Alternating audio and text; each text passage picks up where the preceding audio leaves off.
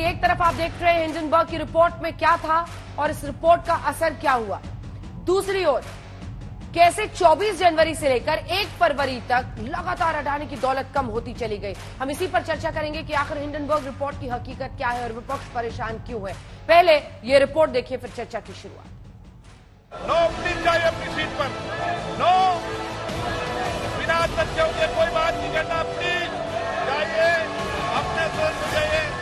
संसद में राष्ट्रपति के अभिभाषण पर चर्चा होनी थी, लेकिन विपक्ष ने हिंडनबर्ग की रिपोर्ट और अडानी का मसला उठाया। 9 पार्टियों ने जेपीसी बनाकर चर्चा की मांग की। दोनों सदनों में जोरदार हंगामा हुआ और फिर कार्यवाही ठप। समाधान होती है, प्लीज जाइए अपने स्थान पर। मांग तो जायज है, इतने बड़े मसला तो इसको और इसका गंभीरता को मद्देनजर हमें जेपीसी की तरफ मांग किए गए है। हमारे पार्टी की तरफ से सरकार हम चाहते हैं कि सरकार इसमें इजाजत दे। जो भी समस्या है, जो संसदीय परंपरा है, संसदीय परंपरा में राष्ट्रपति के अभिभाषण के धन्यवाद प्रस्ताव में कोई भी विषय लेके आप अपने विषय रख सकते हैं, अपना आर्ग्यूमेंट रख सकते हैं।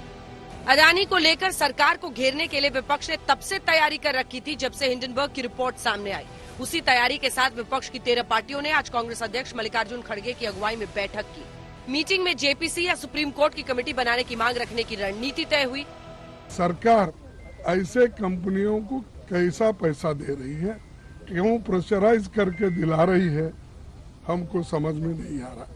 इसीलिए लोगों के हित को ध्यान में रखते हुए और जो ये LIC, SBI, दूसरे बैंक्स जो सरकारी इंस्टीट्यूशंस हैं दिए हैं, इसकी एक जांच होना चाहिए। चर्चा पहले करिए, ये चुहलबाजी तो आप बाहर करते रहिएगा ना। अब दिक्कत यह है, जब सरकार ने बहुत स्पष्ट तरीके से कहा है कि वो हर इशू पे डिबेट के लिए तैयार है, डिस्कशन के लिए तैयार है, तो आप उसमें क्यों नहीं पार्टिसिपेट करते? असल में इनकी दिक्कत यह hit and run. Mamata Banerjee तो यहाँ तक कह रही हैं कि बुधवार को सरकार गिर जाती। কালকে তো প্রায় সরকার পড়ে যাচ্ছিল। কেন পড়ে যাচ্ছিল? শেয়ার বাজারে ধস নেমেছিল।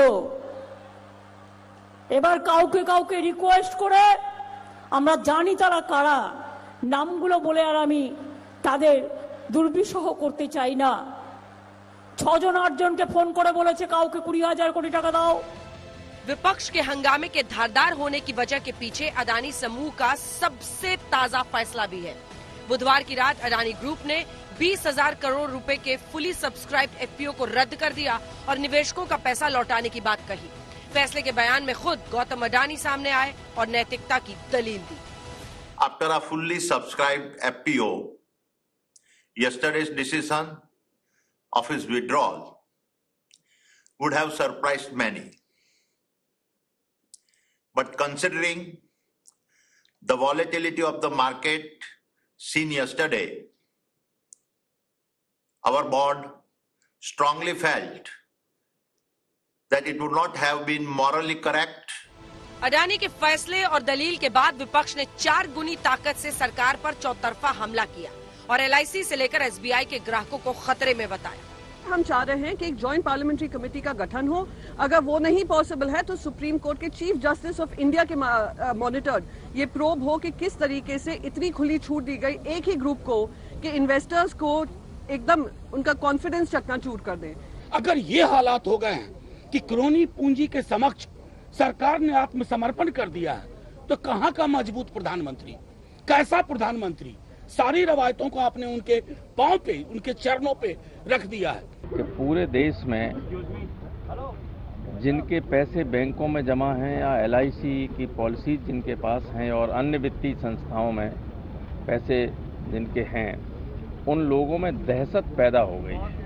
एक दिन में 27% क्रैश होता है, उसका मतलब है उस आदमी का क्रेडिबिलिटी चले जाता है। क्रेडिबिलिटी जाने के बाद और पैसे लेते हैं आप लोग, उसमें मोरालिटी की क्या बात है? मोरल इश्यू ही नहीं है इसमें। चलिए अब आपको बताते हैं कि पूरा मामला क्या है। अमेरिकी रिसर्च फर्म हिंडनबर्ग ने अडानी एंटरप्राइजेस को लेकर एक नेगेटिव रिपोर्ट जारी की। 24 जनवरी को जारी 106 पन्नों की रिपोर्ट में कहा गया कि अडानी की अधिकांश कंपनियां कर्ज में डूबी हैं। रिपोर्ट में अडानी की कंपनियों के शेयर ओवरप्राइस होने के दावे किए गए। हिंडनबर्ग की रिपोर्ट के बाद अडानी समूह के शेयर बाजार में लुढ़कने लगे। हिंडनबर्ग की रिपोर्ट के पहले दिन अडानी ग्रुप के शेयर्स में करीब 20% की गिरावट आई। हिंडनबर्ग रिपोर्ट को अडानी ग्रुप ने खारिज किया और इसे देश पर हमला करार दिया।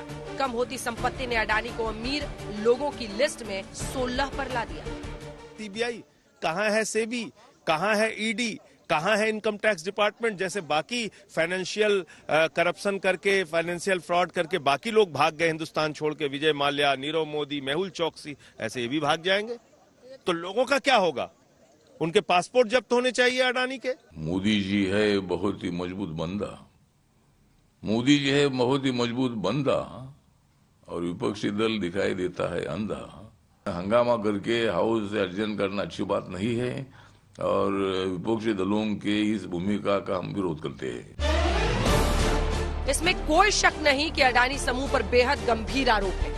इसमें भी कोई शक नहीं कि शेयर बाजार में निवेश करने वाले लोगों की कमाई पर खतरा मंडरा रहा है। लेकिन इस मसले को लेकर अब संसद में बवाल और राष्ट्रपति के अभिभाषण पर चर्चा में रुकावट का सिलसिला शुरू हो गया है।